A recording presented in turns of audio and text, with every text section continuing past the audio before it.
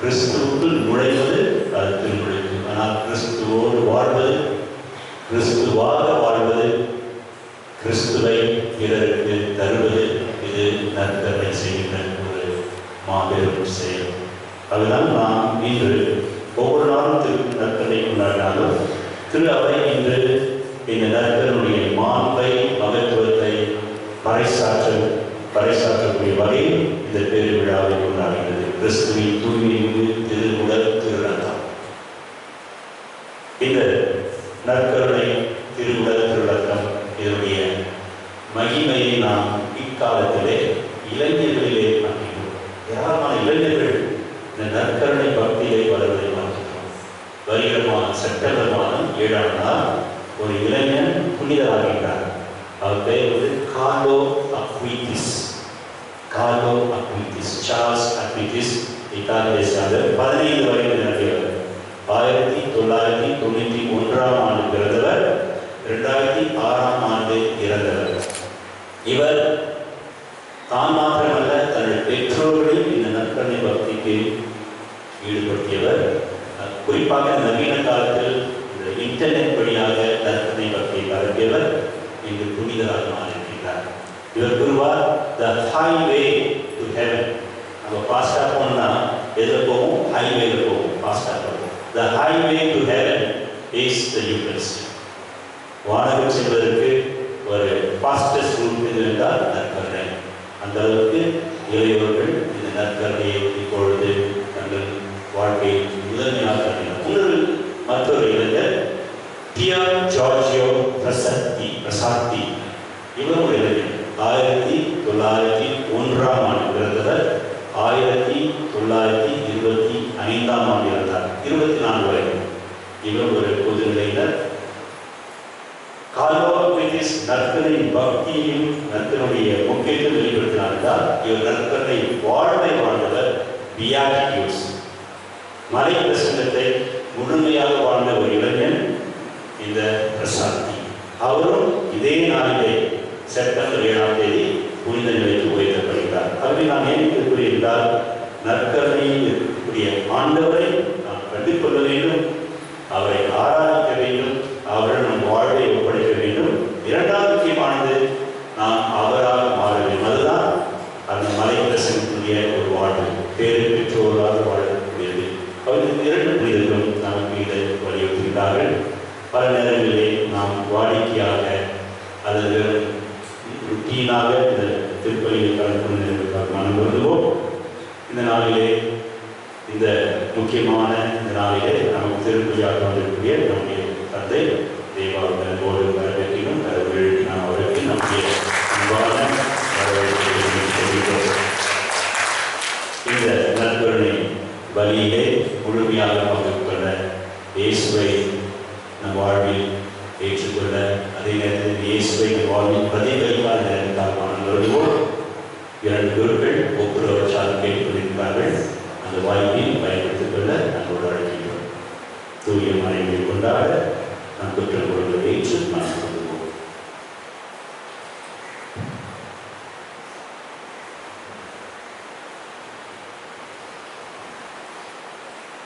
எல்லாம் வல்ல இறைவனிடமும்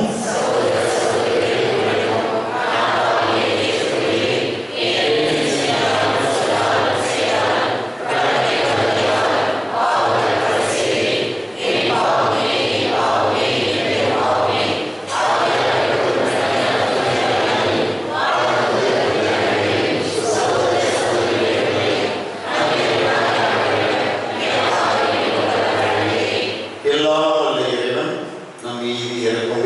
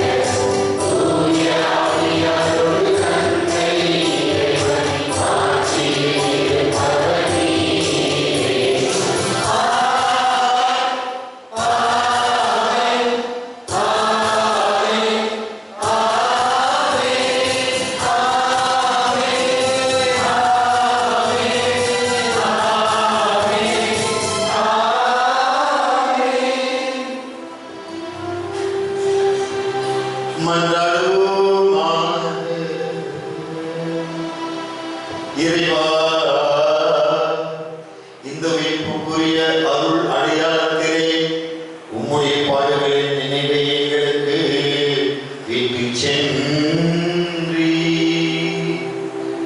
உம் திருவுடல் திருரத்தம் ஆகியவற்றின் தூய மறைபொருளை வணங்கும் நாங்கள் உமது மீட்பின் மகிமை இடைவிடாமல் துய்த்துணர்ந்து மகிழ அருள்வீராக. தந்தையாகி இறைவனோடு தூய ஆவியாரின் ஒன்றிப்பில் இறைவனாய் என்றென்றும் வாழ்ந்து ஆட்சி செய்கின்ற உம்மை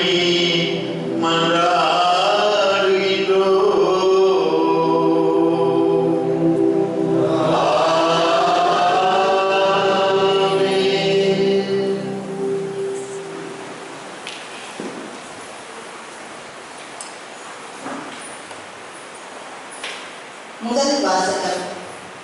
அப்பமும் திராட்சை ரசமும் கொண்டு வந்தார். தொடக்க நூலிலிருந்து வாசகம். அதிகாரம் 14, இறை வார்த்தைகள் 18 முதல் 20 முடிய. அந்நாட்களில் சாலம் அரசர் மெல்கிசேதேக்குக்கு அப்பமும் திராட்சை ரசமும் கொண்டு வந்தார். அவர் உன்னத கடவுளின் அர்ச்சகராக இருந்தார். அவர் ஆபிரகாமை வாழ்த்தி விண்ணுலகையும் மண்ணுலகையும் தோற்றுவித்த உன்னத கடவுள் ஆபிரகாமுக்கு ஆசி வழங்குவாராக. உன் எதிரிகளை உன்னிடம் ஒப்புவித்த உன்னத கடவுள் போற்றி போற்றி என்றார். அப்பொழுது ஆபிரகாம் எல்லாவற்றிலிருந்தும் அவருக்கு 10 பங்கை கொடுத்தார். இது ஆண்டவர் வழங்கும் அருள்வாக்கு.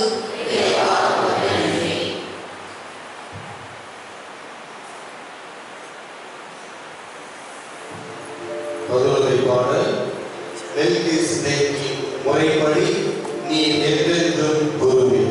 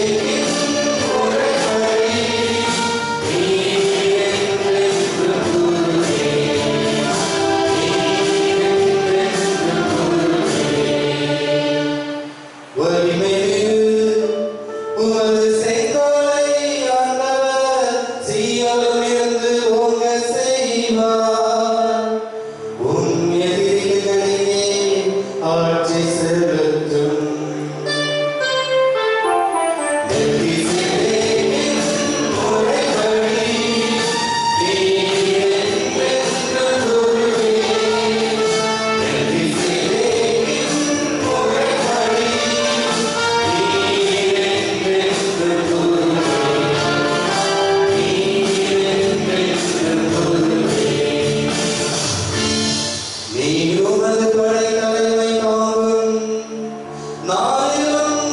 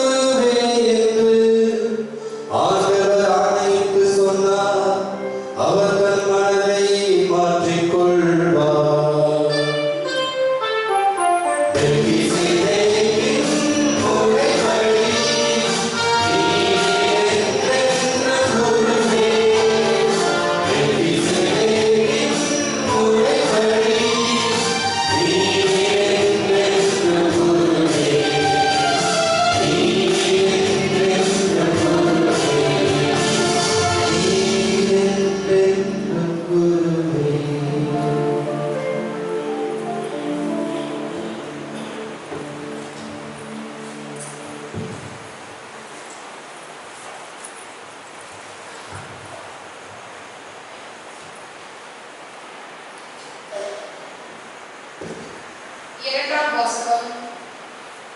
நீங்கள் உண்டு பருகும் போதெல்லாம் ஆண்டவருடைய சாவை அறிவிக்கிறீர்கள். திருத்தூதர் பவுல் கொரிந்தியருக்கு எழுதிய முதல் திருமுகத்திலிருந்து வாசகம். அதிகாரம் 11 இறை வார்த்தைகள் 23 முதல் 26 வரை. சகோதர சகோதரிகளே, ஆண்டவரிடமிருந்து நான் எதை பெற்றுக் கொண்டேனோ அதையே உங்களிடம் ஒப்படைக்கின்றேன். அதாவது ஆண்டவராகிய இயேசு காட்டிக் கொடுக்கப்பட்ட அந்த இரவு அப்பத்தை எடுத்து கடவுளுக்கு நன்றி செலுத்தி அதை பிட்டு, இது உங்களுக்கான என் உடல், இதை என் நினைவாக செய்யுங்கள் என்றார். அப்படியே உணவு அருந்திய பின் கிண்ணத்தையும் எடுத்து, இந்த கிண்ணம் என் இரத்தத்தால் நிலைப்படுத்தப்படும் புதிய உடன்படிக்கை. நீங்கள் இதிலிருந்து பருகும் போதெல்லாம் என் நினைவாக இவ்வாறு செய்யுங்கள் என்றார். ஆதலால் நீங்கள் இந்த அப்பத்தை உண்டு கிண்ணத்திலிருந்து பருகும் போதெல்லாம் ஆண்டவருடைய சாவை அவர் வரும் வரை அறிவிக்கிறீர்கள். இது ஆண்டவரிடம் அருள் வாக்கு.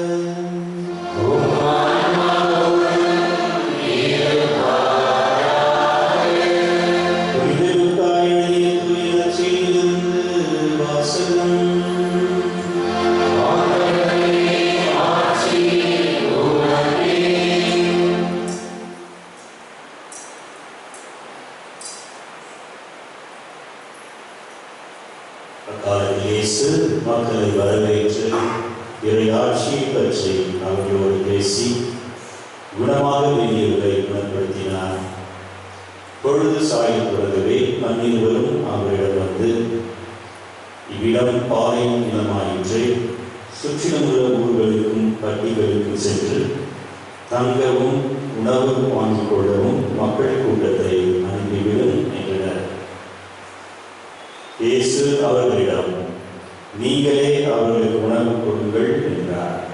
அவர்கள், எங்களிடம் 5 அப்பங்களும் 2 மீன்களுமே உள்ளன, நாங்கள் போய் இத்தனை பேருக்கும் உணவு வாங்கி வந்தால்தான் முடியும் என்றார்கள். ஏனில் ஏறக்குறைய 5000 ஆண்கள் அங்கிருந்தனர்.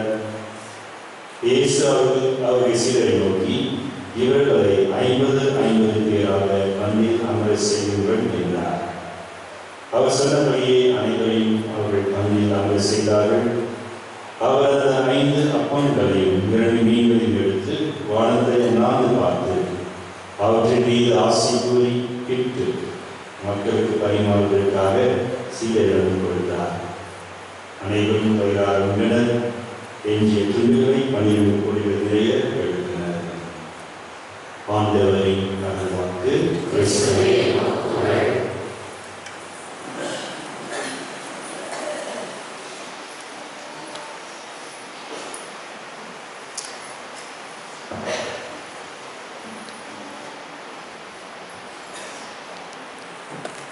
அந்த காலத்தையும் அந்த நாட்களையும் நினைக்கும் பொழுது மெய் சிலிர்க்கிறது. ஃபாதர் என்ன சொல்லுவாங்க, நான் 1975 முதல் 80 வரை அருகாமையில் உள்ள டொன்போஸ்கோ குரு மாணவர்களிடத்திலே பயின்றேன். 8ஆம் வகுப்பு முதல் 12ஆம் வகுப்பு வரை. ஒவ்வொரு ஆண்டும் ஜூன் மாதத்திலே நாங்கள் வருவோம். அப்பொழுது ஏறக்குறைய 200 முதல் 250 குரு மாணவர்கள் இருப்பார்கள். எல்லோரும் வருவோம். இங்கு வந்து பங்கிலே இந்த நிகழ்விலே கலந்து கொண்டு திரும்பி செல்வோம். வாடிக்கை ஒவ்வொரு ஆண்டும் தவறாது. அது என்ன?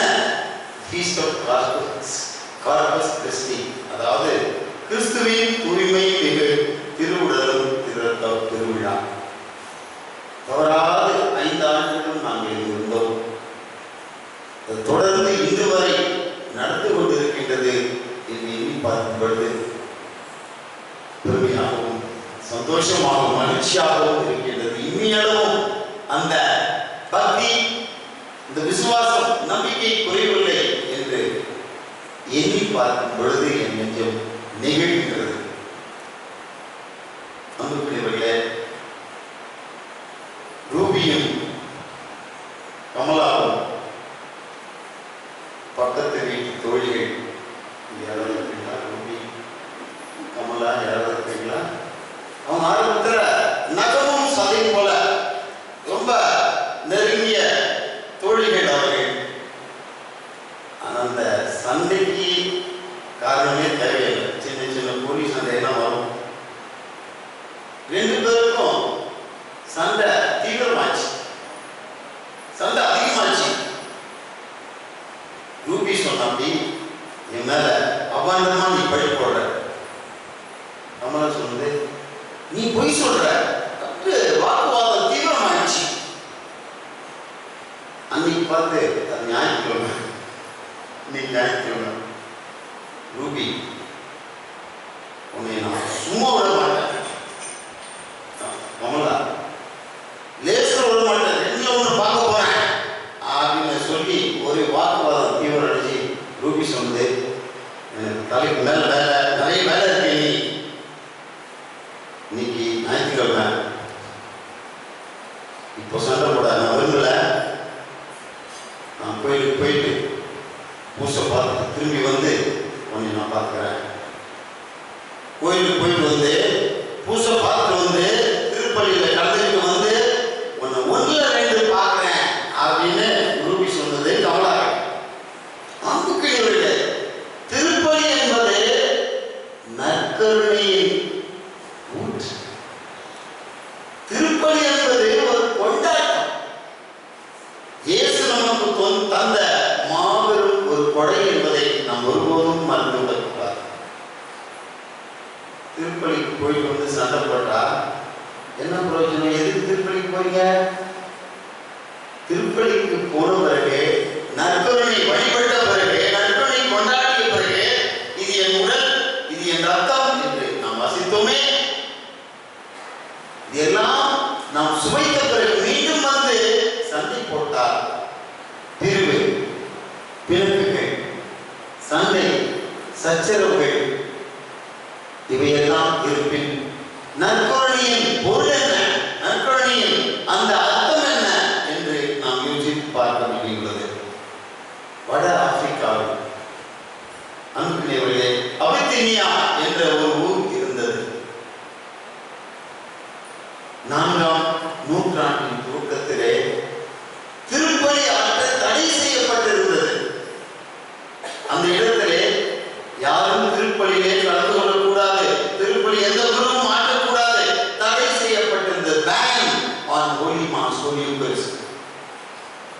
அப்பொழுது தடை செய்யப்பட்ட இந்த நேரத்தில் அந்த மக்கள், அபித்தினியா மக்கள் என்ன சொன்னார்கள் தெரியுமா? அருமையான வார்த்தைகள். நற்கருணை இல்லாமல் எங்களால் வாழ முடியாது. நற்கருணை இல்லாமல் எங்களால் வாழ முடியாது என்று சொன்னார்கள். ஆகவே நற்கருணையின் மேன்மை, உயரிய ஒரு நிலை, அதனுடைய மகிமை மகத்துவத்தை நீங்களும் நானும் இன்று உணர்ந்தாக வேண்டும். உணர வேண்டிய காலத்தின் கட்டாயத்தில் நாம் இருக்கிறோம். அருமையான விழாவை நாம் இங்கு கொண்டாடி கொண்டிருக்கிறோம். பங்கு தந்தை அருமையான அறிமுக உரை நமக்கு கொடுத்தார், முன்னுரை கொடுத்தார். நற்கருணை என்பது நம் வாழ்வின் ஊற்று, கிறிஸ்து வாழ்வின் ஊற்று. எல்லா சக்தியும் ஆற்றலும் அந்த நற்கருணையிலிருந்து நமக்கு வருகின்றது. அன்புக்குரியவர்களே, ஒன்று மட்டும் நிச்சயம், நற்கருணையே திருச்சபையின் இதயம். இதயம்தான் நம்முடைய உடலின் மையம் என்பதை மறுத்துவிட வேண்டாம். அப்படி சொன்னார். நற்கருணை கிறிஸ்து வாழ்க்கையின் திருச்சபையின் மையம். ஆக இந்த நற்கருணை நம்முடைய இதய துடிப்பாக இருக்க வேண்டும். திருச்சபையின் துடிப்பு இதயம் நற்கருணை என்பதை இங்கே விசுவசித்து ஆக வேண்டும். இன்றைய இரண்டாம் வாசகத்திலே பவுல் கூறுகிறார், மிகவும் அழகாக முத்தாய்ப்பாய், நற்கருணை கொண்டாட்டம் திருச்சபை கிறிஸ்துவிடமிருந்து பெற்றுக்கொண்ட ஒரு தொன்மையான பழமையான ஒரு மரபு. கிறிஸ்து கொடுத்த கட்டளை, இது என் உடல், இது என் ரத்தம், கட்டளை கமான் என்று சொல்லுகிறோம். அன்புக்குரியவர்களே, ஆண்டவரின் இரண்டாம் வருகை ஒரு முறை வந்துவிட்டார். 2000 ஆண்டுகளுக்கு முன்பு பெத்லகேமில் அந்த மாணவிக்குரிய பிறந்து விட்டார். கிறிஸ்துமஸ் கொண்டாடி மீண்டும் வருவார். ஆண்டவரின் இரண்டாம் வருகை இந்த கொண்டாட்டத்தில் நாம் கொண்டாடும் இந்த நற்கருணையிலே அவருடைய சாவு அறிவிக்கப்படும். அவருடைய சாவு அறிவிக்கப்படும். கொரிந்தியருக்கு எழுதிய முதல் திருமுகம் 11ஆம் அதிகாரம் 23 முதல் 26 வசனங்கள் வரை. அன்புக்குரியவர்களே, சாவு மட்டுமல்ல, not only death, சாவு மட்டுமல்ல, அவருடைய உயிர்ப்பும் அறிவிக்கப்படும். அவருடைய உயிர்ப்பும் அறிவிக்கப்படும். ஆண்டவரே, தேவரீர் வருமளவும் உமது மரணத்தை அறிக்கையிடுகின்றோம். ஒவ்வொரு திருப்பலியும் நாம் சொல்லுகின்றோமே, உமது மரணத்தை அறிக்கையிடுகின்றோம், உமது உயிர்ப்பையும் எடுத்துரைக்கின்றோம். எவ்வளவு அழகான ஒரு விஷயம் பாருங்கள். எம்மாவுக்கு அந்த நிகழ்வு நமக்கு தெரியும். சீடர்கள் எம்மாவை நோக்கி பயணம் செய்கின்றார்கள். சோர்ந்து கழித்து தோல்வி அடைந்தவர்களாக, கைவிடப்பட்டவர்களாக, ஏமாந்தவர்களாக, என்னமோ நம்ம நினைச்சோம், ஆழத்துல கோட்டை கட்டணும், நம்முடைய கனவுகள் தகர்க்கப்பட்டுள்ளது, நிர்மூலமாக்கப்பட்டுள்ளது, தரைமட்டமாக்கப்பட்டுள்ளது. என்னமோ நினைச்சோம், ஒன்றும் இல்லாம ஒட்டாண்டியே விட்டுட்டு போயிட்டாரு. கண்ணு கட்டி காற்று ஓட்ட மாதிரி இந்த இயேசு என்னமோ நினைச்சோம், ஒன்றும் இல்லாம தனியாக விட்டுட்டு போயிட்டாரு. எம்மாவுக்கு சென்ற இரு சீடர்கள் கிறிஸ்து அப்பம் பிட்ட பொழுது, கிறிஸ்து அப்பம் பிட்ட போது, அந்த நிகழ்வின் போதுதான் அவரை அடையாளம் கண்டு வந்தார்கள். உண்மைதானே? அப்பா இயேசு என்னமோ நினைச்சாங்க. அவரை பத்தி கண்ணா பேசுறாங்க, தாறுமாறா பேசுறாங்க, ஏதோ பேசுறாங்க. கை விட்டுட்டு போயிட்டாரு, ஒட்டாண்டியா விட்டு போயிட்டாரு, நடுத்தரவு விட்டுட்டு போயிட்டாரு, ஒண்ணு இல்லாம விட்டுட்டு போயிட்டாருன்னு சொல்லி குற்றம் வேண்டார்கள், குறை கூறினார்கள். ஆனால் பயணத்தின் இறுதியிலே அவர்கள் அப்பம் விட்ட போதுதான் அந்த இயேசுவை அடையாளம் கண்டு கொண்டனர். லூக்காஸ் செய்தி 24ஆம் அதிகாரம் 30-31 வசனங்கள். அது மட்டுமல்ல, தொடக்க கால ஆதிகால கிறிஸ்தவர்கள், the first Christians, first apostolic community என்று சொல்கிறோம். முதல் கிறிஸ்தவர்கள் ஒன்று கூடிய போதெல்லாம், எப்பொழுதெல்லாம் ஒன்று சேர்ந்தார்கள். அன்பிய கூட்டங்கள் நடக்குது நிறைய. எத்தனை அன்பியங்கள் நம்முடைய மங்கள அன்பிய கூட்டங்கள் எதற்கு? அன்பை கொண்டாட, celebrate love, இறை வார்த்தையை பகிர்ந்து கொள்ள, நாம் விட்டுக் கொடுக்க அன்பிய கூட்டங்கள். அர்த்தமுள்ளதாக, பொருளுள்ளதாக கருத்தை பெற்று செல்லும், ஒரு நல்ல செய்தியை எடுத்துச் செல்லும் ஒரு கூட்டமாக அமர்வாக ஒவ்வொரு அன்பிய கூட்டமும் இருக்க வேண்டும். அன்புக்குரியவர்களே, தொடக்க கால கிறிஸ்தவர்கள் ஒன்று கூடிய போதெல்லாம் அப்பம் பிட்டனர். They broke the bread.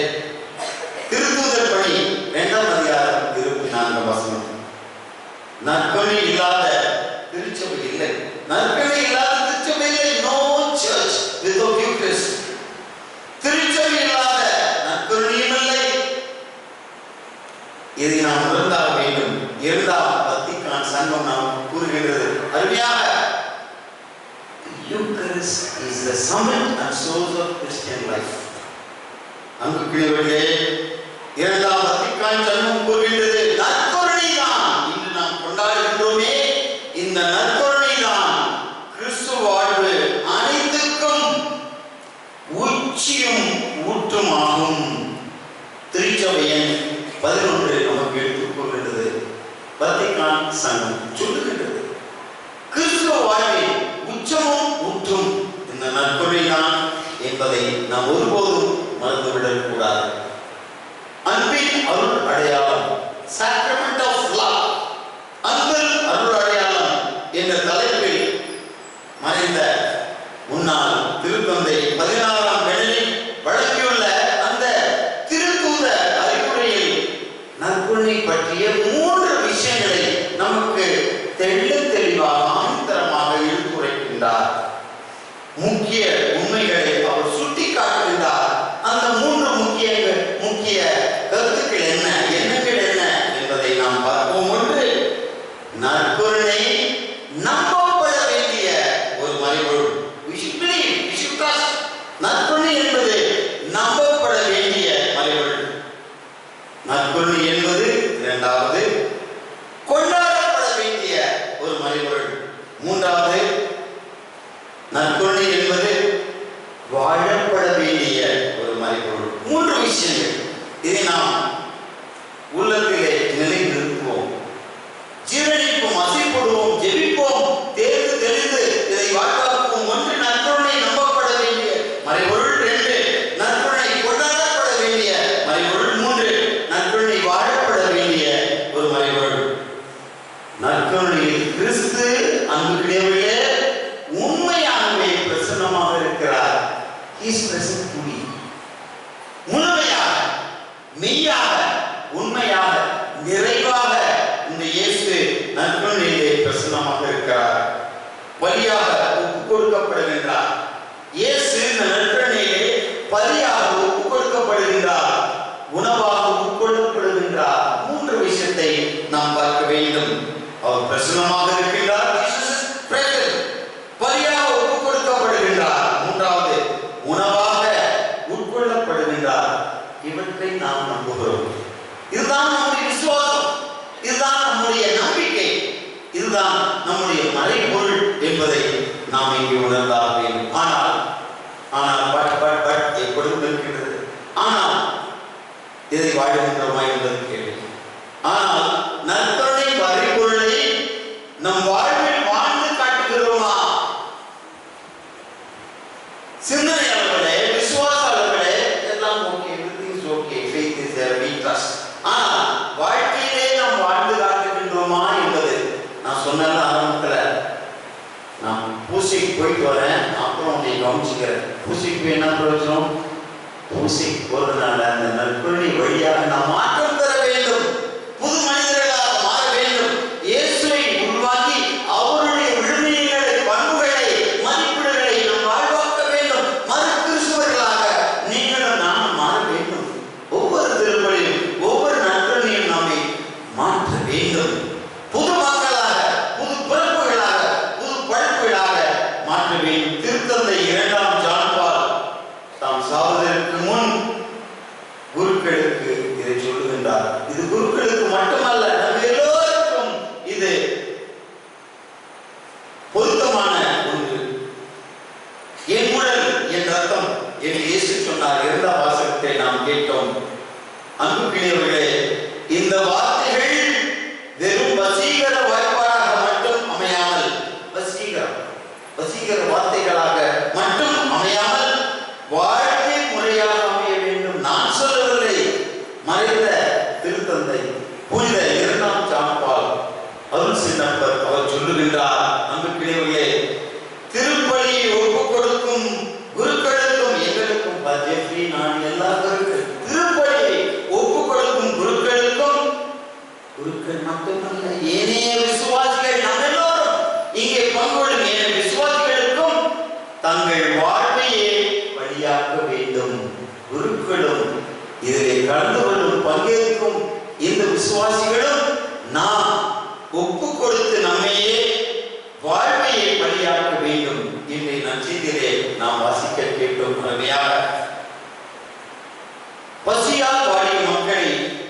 அனுப்பிவிட விரும்பிய சீடர்களிடம் இயேசு என்ன சொன்னார்? நீங்களே அவர்களுக்கு உணவு கொடுங்கள். நீங்களே அவர்களுக்கு உணவு கொடுங்கள். லூகாஸ் நற்செய்தி 9ஆம் அதிகாரம் 13ஆம் வசனம். அவர்களிடம் இருந்த 5 அப்பங்களை கொண்டு 5000 பேருக்கு வயிறார உணவளிக்கின்றார் இயேசு. பரிவும் இரக்கம் நிறைந்தவர். தன்னையே முழுமையாக 5 அப்பங்களை கொண்டு 5000 பேருக்கு. என்னே ஒரு பரிவு, என்னே ஒரு கருணை, என்னே ஒரு வாஞ்சை, என்னே ஒரு அன்பு இரக்கம். அளவுக்குரியது அன்புக்குரியவர்களே.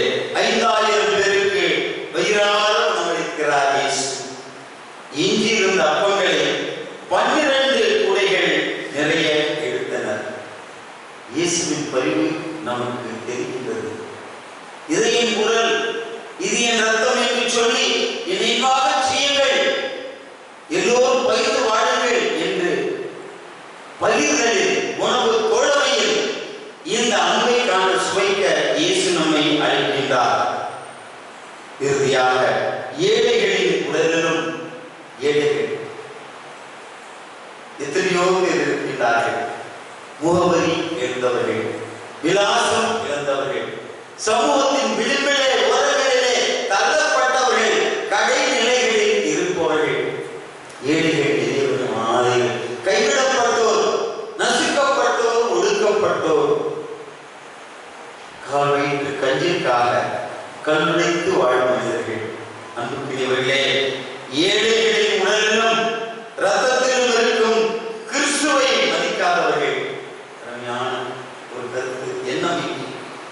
ஏழைகளின் உடலிலும் ரத்தத்திலும் இருக்கும் கிறிஸ்துவை மதிக்காதவர்கள் நற்கருணையிலே இருக்கும் கிறிஸ்துவின் உடலையும் ரத்தத்தையும் நிச்சயமாக மதிக்க முடியாது. இயேசுவை இந்த ஏழைகளில் காண வேண்டும். ஏழையின் சிரிப்பிலே இறைவனை காண வேண்டும். ஏன் கவிஞர் பாடினார்? ஏன் பெரியவர்கள் சொன்னார்கள்? ஏழைகளின் அந்த ஏக்கங்கள், அவர்களின் தடுமாற்றங்கள், அவர்களின் தோல்விகள், அவர்களின் கஷ்டங்கள், அவர்களின் கண்ணீரிலே, வேதனையிலே, சோதனையிலே நாம் இறைவனை காண வேண்டும். இறைவனை பார்க்க வேண்டும். இறைவன் அவர்களில் இருக்கின்றார் என்பதை உணர வேண்டும். பிறருக்காக, அடுத்தவருக்காக வாழாத எந்த ஒரு குருவுக்கும் திருப்பலி ஒப்பு கொடுக்கும் தகுதியில்லை. அதை போலவே அவ்வாறே பிறருக்காக வாழாத எந்த ஒரு பொது நிலையினருக்கும் திருப்பலியில் பங்கேற்கும் தகுதியில்லை. ஆகவே பாருங்கள், நற்குணை எத்துணை மேன்மை மிக்கது, எத்துணை ஆழமானது, எத்துணை மகிமையானது, மகத்துவமானது, நிறைவானது, நிலையானது என்பதை நாம் இங்கே உணர்ந்தாக வேண்டும். இன்று கிறிஸ்துவின் தூய்மிகு திருவுடலும் திருத்தமும் ஆகிய திருவிழாவை மகிழ்வோடு நாம் கொண்டாடுகின்றோம். இதனின் பொருளை உணர்ந்து, இதனின் மகத்துவத்தை உணர்ந்து நாம் நாளொருமையும் ஒருவருமாக நாம் இந்த பக்தியை வளர்ப்போம். நற்கருணையின் மீது பக்தியை வளர்ப்போம். இந்த நற்கருணை ஒரு சாதாரண விஷயம் அல்ல. இயேசுவின் திருவுடல் திருரத்தம். இந்த நற்கருணை கிறிஸ்துவ வாழ்க்கையின் உச்சமும் ஊற்றும் என்பதை உணர்ந்து அனுதினமும் அன்றாடம் நாம் நற்கருணை நாதருக்கு நமது இந்த மதிப்பை, மரியாதையை, பக்தியை, நம்பிக்கையை செலுத்துவோம். இங்கிருந்து அந்த நற்கருணையிலிருந்து நாம் ஆற்றல், சக்தி பெற்று கிறிஸ்துவை பிரதிபலிக்கும் மறு கிறிஸ்துவர்களாக நீங்களும் நானும் இந்த உலகத்திலே வாழ நாம் முயற்சி எடுப்போம். இதற்கான வரத்தை இந்த திருப்பலியில் வேண்டுவோம். ஆமென்.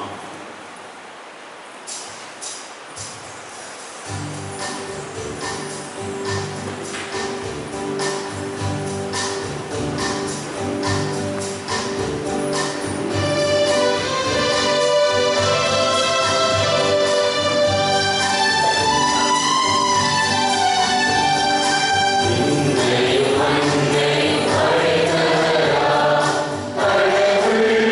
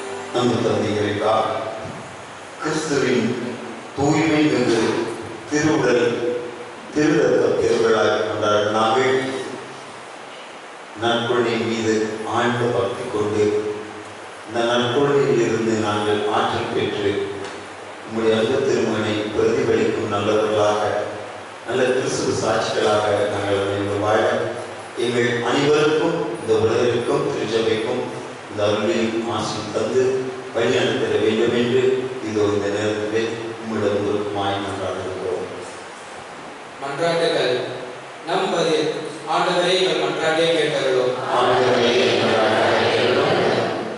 விலை மதிப்பில்லா இயேசுவின் திரு ரத்தமே, திருவையை வழிநடத்தும் திருத்தந்தை, கர்தினால்கள், ஆயர்கள், குருக்கள், இருபால் துறவரத்தார் அனைவரையும் உமது ரத்தத்தால் கழுவி பாதுகாத்து வழிநடத்திட வேண்டும் என்று இறைவாமை மன்றாடுகிறோம்.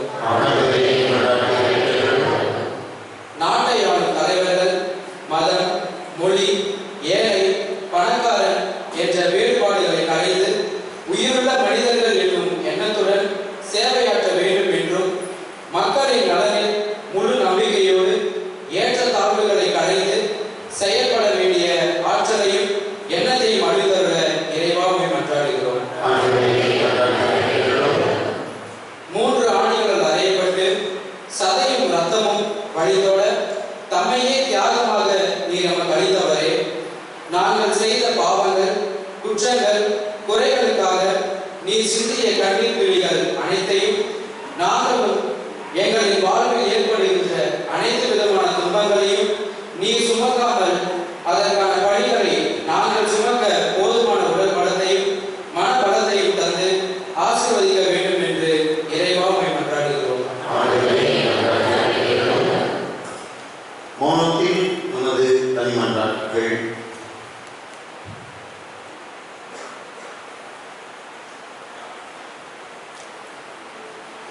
அனைத்து மன்றாட்டுகளையும் எங்கள் ஆண்டவராகிய இயேசு கிறிஸ்துவின் ஈடு இணையற்ற அற்புத நாமத்தினால் உண்மை கெஞ்சி கேட்கின்றோம் எங்களுடைய ஜீவனுள்ள நேச தகப்பனே. ஆமென்.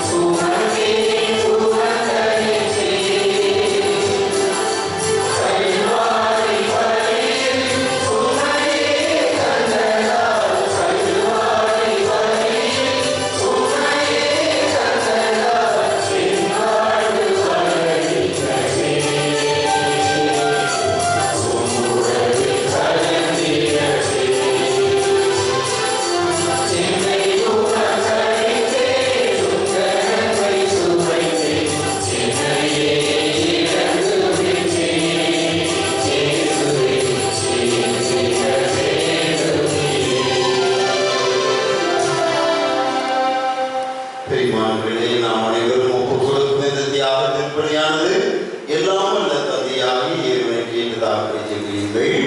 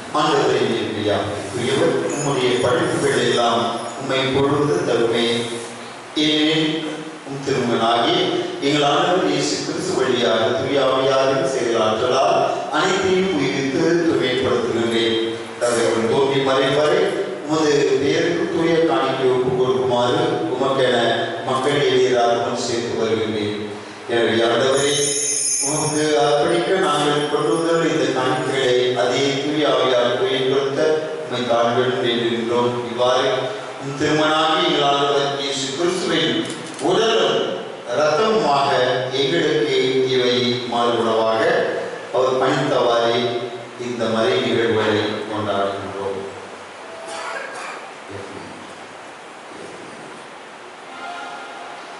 ஏனெனில் அவர் காட்டுக் கொடுக்கப்பட்ட இரவில் அப்பத்தை எடுத்து உமக்கு நன்றி செலுத்தி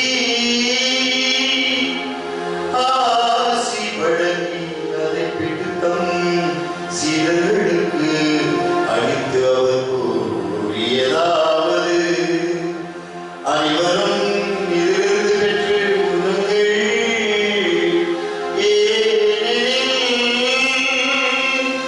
இது உங்களுக்காக கையளிக்கப்படும் என் உடல்.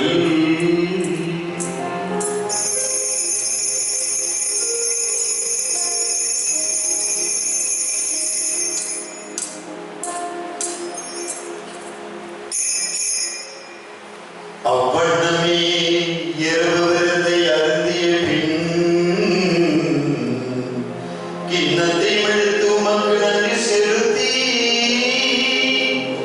ஆசி வழங்கி அதை தம் சீடர்களுக்கு அளித்து அவர் கூறியதாவது, அனைவரும் இதிலிருந்து பெற்று பருங்கள்.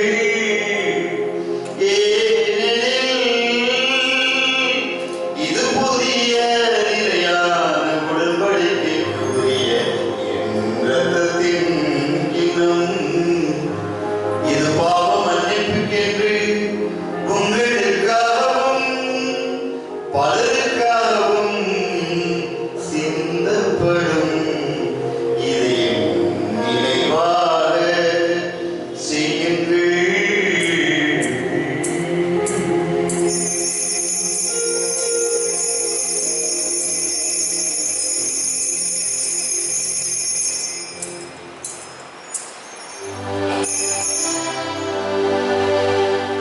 நம்பிக்கையின் மறைபொருள்.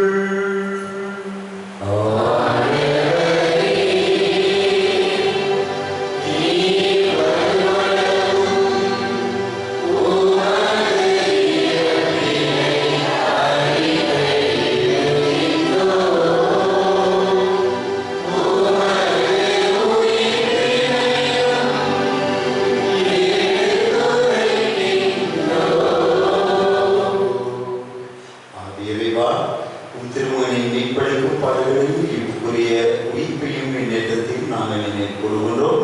இவர் மீண்டும் வருவார் என எதிர்பார்த்திருக்கும் நாங்கள் இப்புனிதமான உயிருள்ள பணியை நன்றி செலுத்தி உமக்கு கொடுக்கின்றோம். உமது திரு அவையின் காணிக்கையை கண்ணோக்கியரும் மேற்கொள்கிறோம். இந்த பணியினால் நீர் உலகங்களின் திருவுளமானே. இவ்வாறு உம்முடைய திருமகனின் திருவுடலின் திரு இரத்தத்தால் ஊட்டப் பெறும் நாங்கள் அவருடைய தூய ஆவியாளர் பெற்று கிறிஸ்துவுக்குள் ஒரே உடலும் ஒரே உள்ளமும் உடையவராக விளங்கச் செய்கிறார்.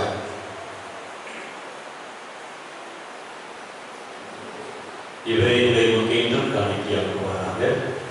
இவ்வாறுமா தேர்ந்து கொள்ளப்பட்டவர்களோடு முதலாக புனிதனுக்கு கண்ணியும் கடலும் தாய்மான மரியா, அவருடைய கணவரான யோசேப்பு, புனித திருத்தூதர்கள், மாட்சிமிகு மறைசாட்சியர் மற்ற புனிதர்கள் அனைவரோடு நாங்கள் உரிமை பேச்சுக்கு தகுதியுடையவராக உமது உதவியை பெறுவோம் என உறுதியோடு இருக்கின்றோம். ஆண்டவரை எங்களை மோடு பிரவாக்கும்படி உலகெல்லாம் அமைதி மீட்டும் தர வேண்டும் என நன்றாகின்றோம். இவ்வுலகில் பயணம் செய்வது அவரை சிறப்பாக மரியாதை திருத்தந்தை லியோ, எங்களாயர் அன்பரோ, சேனையாயர்கள், திருநிலையினராக நமக்கு சொந்தமான மக்கள் ஆகிய அனைவரையும் நம்பிக்கையிலும் அன்பிலும் உறுதி பெற செய்கிறார்கள். இவ்விருப்பை திரும்ப இந்த குடும்பத்தின் வேண்டல்களுக்கு கனிவுடன் சேவை சாய்த்தரும். கனிவுள்ள தந்தையும் பிள்ளைகளை கனிவுடன் கண்ணோக்கியர்களும் இறந்து போன சகோதர சகோதரிகளையும் உதவிகளாய் வாழ்ந்து உலகிற்கு சென்ற அனைவரையும் உமது ஆட்சியை கனிவுடன் ஏற்றவர்களும் நாங்களும் அங்கு வந்து சேர்ந்து அவர்களோடு ஆட்சியால் இன்று மனநிலைகள் அடைவோம் என மேலாண்டவராகிய கிறிஸ்து வழியாக இதை நோக்கி இருக்கின்றோம். இவர் வழியாகவே உலகிற்கு எல்லா நன்மைகளையும் வழங்குகின்றேன்.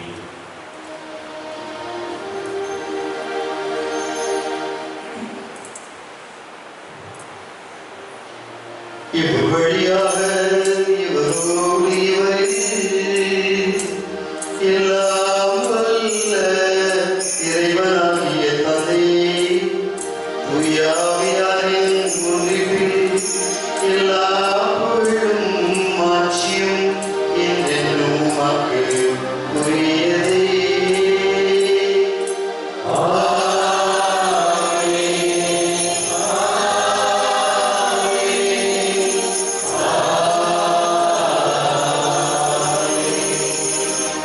இப்படிப்பட்டவர்களால் கற்பிக்கப்பட்டு இறைப்படைப்பினால் பயிற்சி பெற்ற நாம் புரிந்து பாடுவோம்.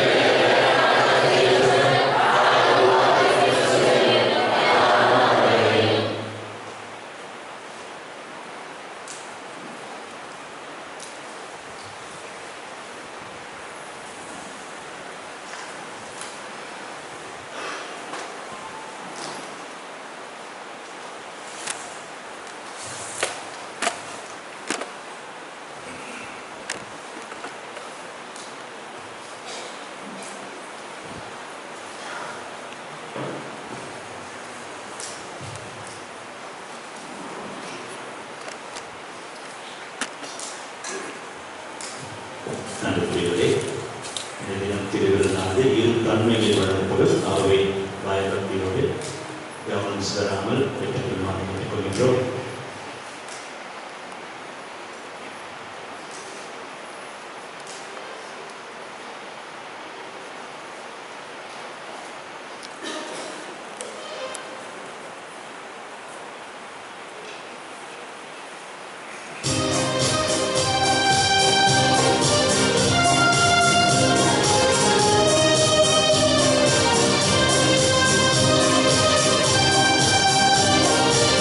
Thank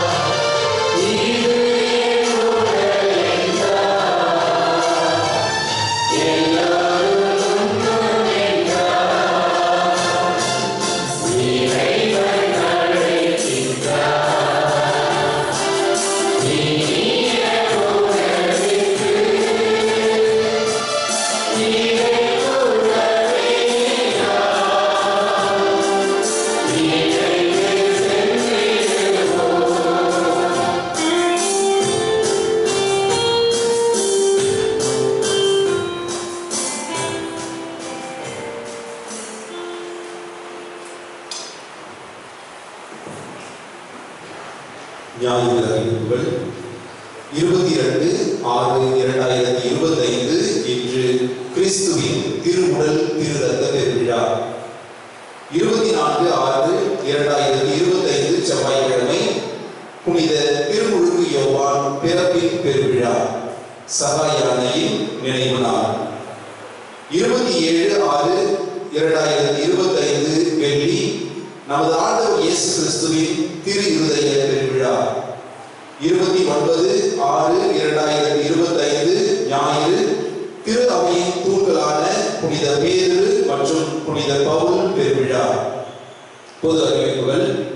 ஜூன் மாதம் 24ஆம் நாள் வருகிற செவ்வாய்க்கிழமை கிறிஸ்தவர்களின் சகாய அன்னையின் மாதாந்திர நினைவு நாளாகும். அன்று வழக்கம் போல காலை திருப்பலி நடைபெறும். மாலை 6:30 மணிக்கு சகாய அன்னையின் சிறப்பு திருப்பலியும் தேர்பவனியும் நடைபெறும். ஜூன் மாதம் 27ஆம் நாள் வருகிற வெள்ளிக்கிழமை திரு இருதய ஆண்டவரின் பெருவிழா.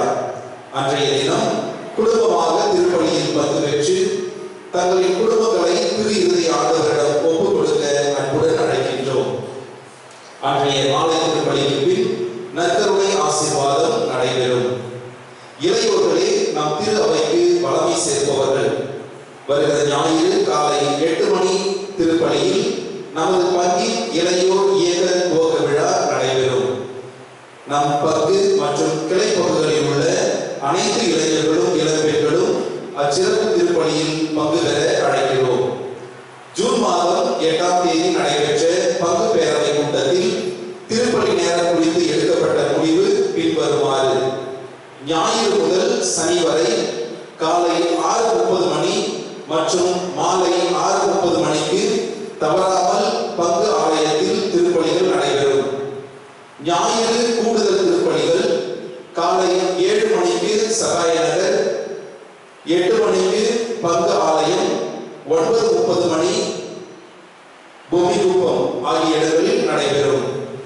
இறைவன் எங்களுக்கு அருளும் பிள்ளைகளை கிறிஸ்துவின் போதனைக்கும் திரு அவையின் சட்டத்திற்கும் ஏற்றபடி வளர்ப்போம் என்று பெற்றோர்கள் அனைவரும் திருமண நாளிலே கடவுளின் முன்னிலையில் வாக்குறுதி கொடுத்திருக்கிறோம்.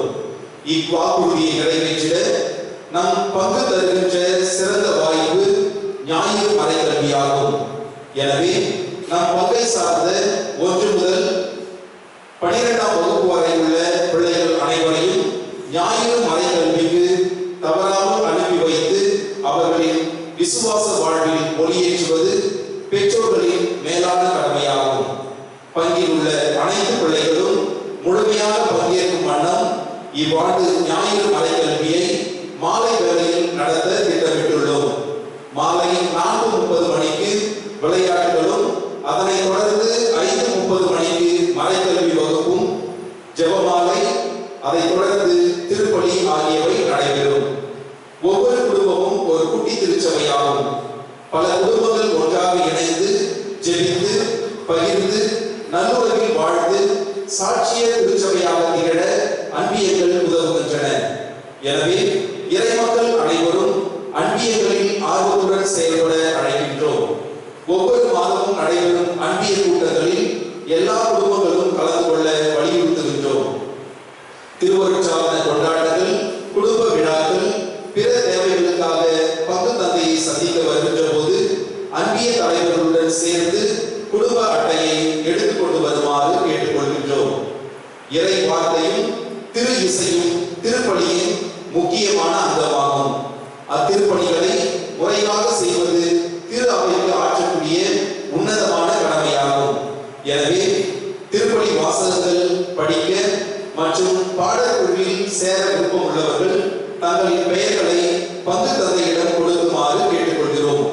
இளையோர்களும் மாணவ மாணவியரும் இதில் சேர்ந்திட ஊக்குவிக்கின்றோம். பங்கு தந்தையை சந்திக்கவும் ஆன்மீக மற்றும் அருட்சாதன தேவைகளை பூர்த்தி செய்யவும் திரு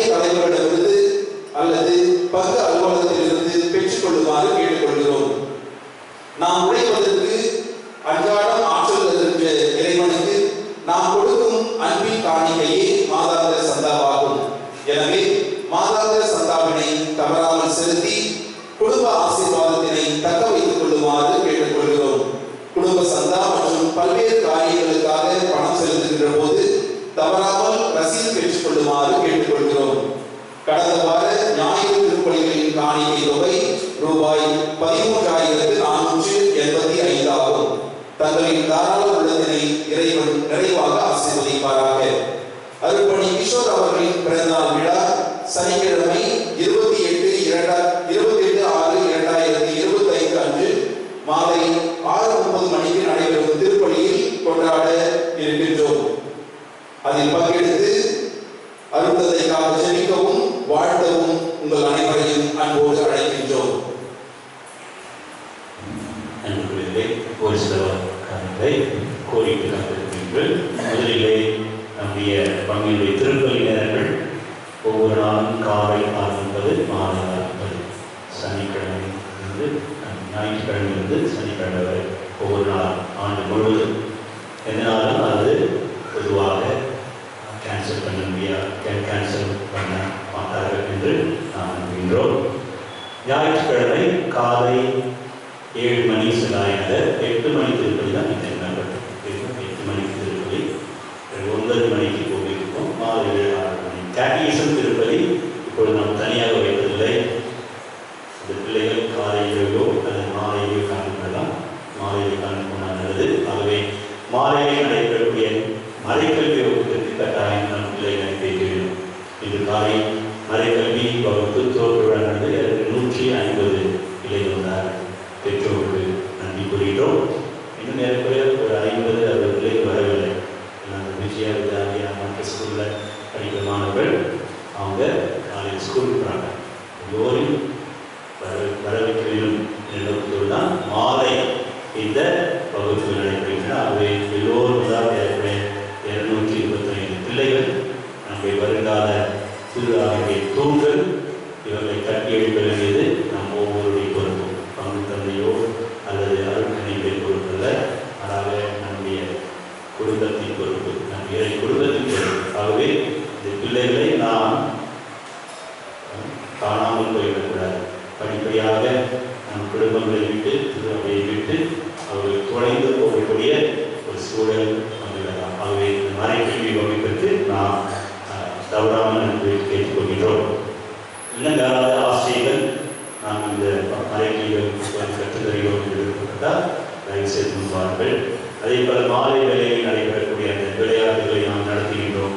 சுரேஷ் பாபு செய்கிறார்கள், மற்றவர்களும் நாம் உதவி செய்வதற்காக வரலாம். அதே போல வாரம் இருக்கக்கூடிய ஸ்நாக்ஸ் அதை நாம் ஸ்பான்சர் பண்ணுகிறோம் என்று இருந்தால் அதற்கு முன்வரலாம். அடுத்ததாக நாம் இது முடிந்த உடனேயே இந்த நற்கருணை பாவனையில் ஈடுபடுகிறோம். இது ஆண்டவர் நம் உள்ளத்தில் மாத்திரமல்ல, நம் வாழ்விலும் நம்மோடு வருகின்றார், நம்மோடு பயணிக்கின்றார் என்பதற்கு ஒரு அடையாளம் தான் நற்கருணை பாவனை. இவர் உயிருள்ள கடவுள், உயிரோட்டம் உள்ள கடவுள், நம்மை வாழ்விக்கும் கடவுள், நம்மை வாழ செய்யும் கடவுளாகவே நற்கருணை பாவனையில் நாம் கலந்து கொள்வோம். இறுதி ஆசைக்கு பிறகு நற்கருணை ஸ்தாபிக்கப்படும். இங்கே முதல் அந்த ஆராதனை நடைபெறும், ஆசீர்வாதம். பிறகு நாம் பாவனையாக செல்வோம். பாவனையின் போது நற்கருணை நம்முடைய துதிகள் எழுப்பப்படும். அதுக்கு நாம் பதில் சொல்வோம். முதல் அடுத்த ஆசீர்வாதம் கெபியிலே நடைபெறும். அதுக்கு அடுத்தது ஐக்கிய மேடையில் நடைபெறும். பிறகு மூன்றாவதாக அங்கே பங்கு அலுவலகத்தின் முன்பாக நடைபெறும். இறுதியாக மீண்டும் நாம் இங்கே வருவோம். ஆகவே இந்த நற்கருணை பவனிலே நாம் அனைவரும் ஒன்றாக கலந்து நற்கருணை ஆசிரியரையும் நற்கருணை ஆண்டவரையும் நம்மோடு எடுத்துச் செல்ல உங்கள் அன்போடு அழைக்கின்றோம். இறுதி ஜெபத்திற்காக நாம் எழுந்திருக்கிறோம்.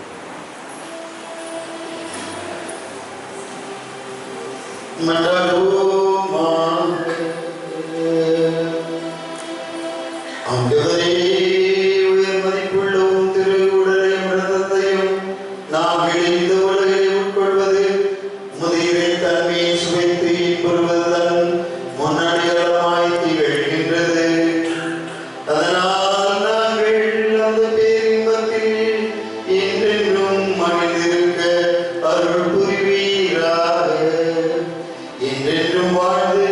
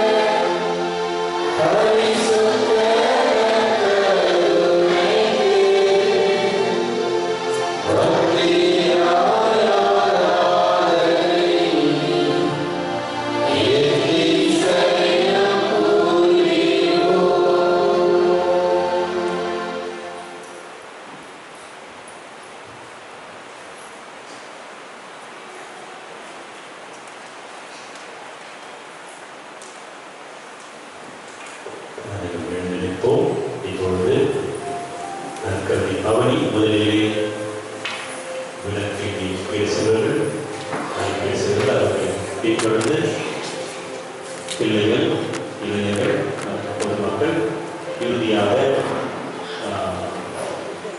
ஃப்ளவர் கேர்ள்ஸ் அதன் பிறகு நற்கருணை ஆண்டுகிறார். போகின்ற வழியெல்லாம் நாம் இந்த நற்கருணை துதிகளை நாம் எடுத்துக்கொண்டு செல்வோம். ஒருவர் சொல்ல சொல்ல நாம் அதற்குரிய பதிலை நாம் தருவோம். அடுத்த இடத்துக்கு செல்கிறார்கள்.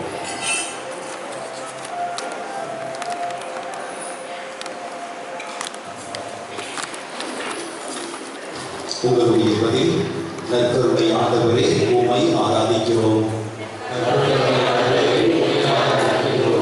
ஏழையரின் உள்ளத்தோருக்கு விண்ணரசு உரியது என வாக்களித்த இயேசுவே, நற்கருணை ஆண்டவரே உம்மை ஆராதிக்கிறோம். உம் பொருட்டு நாங்கள் துன்புறுவதால் விண்ணுலகில் கைமாறு மிகுதியாகும் என வாக்களிக்கின்ற இயேசுவே, நீதி நிலைநாட்டும் வேட்டை கொண்டோர் நிறைவு பெறுவர் என வாக்களிக்கின்ற இயேசுவே, நீதியின் பொருட்டு துன்புறுவோருக்கு விண்ணரசு உரியது என வாக்களிக்கின்ற இயேசுவே, பிறர் அறியாது நான் நோன்பு இருக்கும் போது எனக்கு கைமாறு தந்தையிடமிருந்து கிடைக்கும் என்று அருளிய இயேசுவே,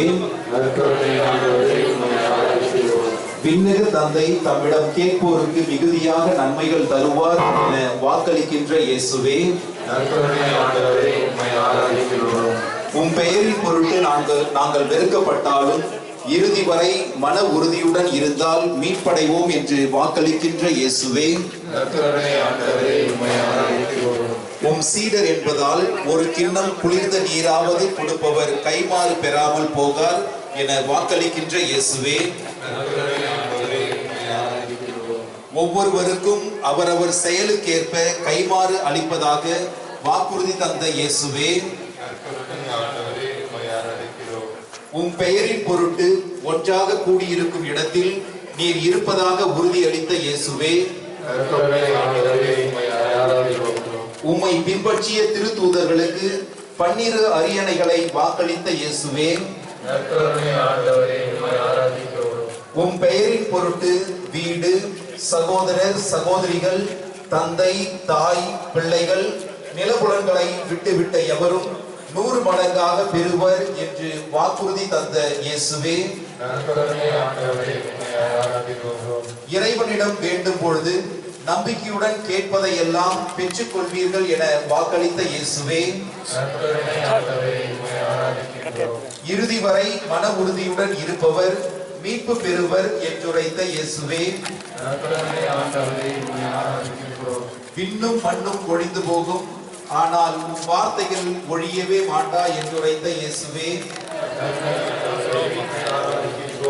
மிகச் சிறியோராகிய என் சகோதரர் சகோதரிகளுள் ஒருவருக்கு நீங்கள் செய்ததையெல்லாம் உமக்கே செய்ததாக சொன்ன இயேசுவே, இதோ உலகம் முடியும் வரை என்னாலும் நான் உங்களுடன் இருக்கிறேன் என்று அருளிய இயேசுவே, என் பின்னே வாருங்கள் நான் உங்களை மனிதரை பிடிப்பவர் ஆக்குவேன் என சீடர்களுக்கு வாக்களித்த இயேசுவே,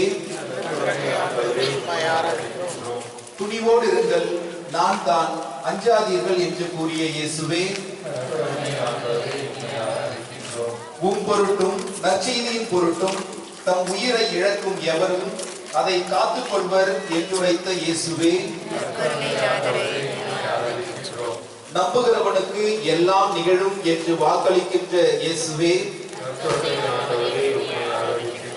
உம் பொருட்டும் நற்செய்தியின் பொருட்டும் அனைத்தையும் துறந்தவர் மறுமையில் நிலை வாழ்வை பெறாமல் போகார் என்றுரைத்த இயேசுவே, இறைவனிடம் வேண்டும் பொழுது எவற்றையெல்லாம் கேட்டீர்களோ அவற்றை பெற்றுவிட்டீர்கள் என்று நம்புங்கள், நீங்கள் கேட்டபடியே நடக்கும் என்று வாக்களித்த இயேசுவே, நம்பிக்கை கொண்டு திருமுழுக்கு பெறுவோர் மீட்பு பெறுவர் என வாக்களிக்கின்ற இயேசுவே,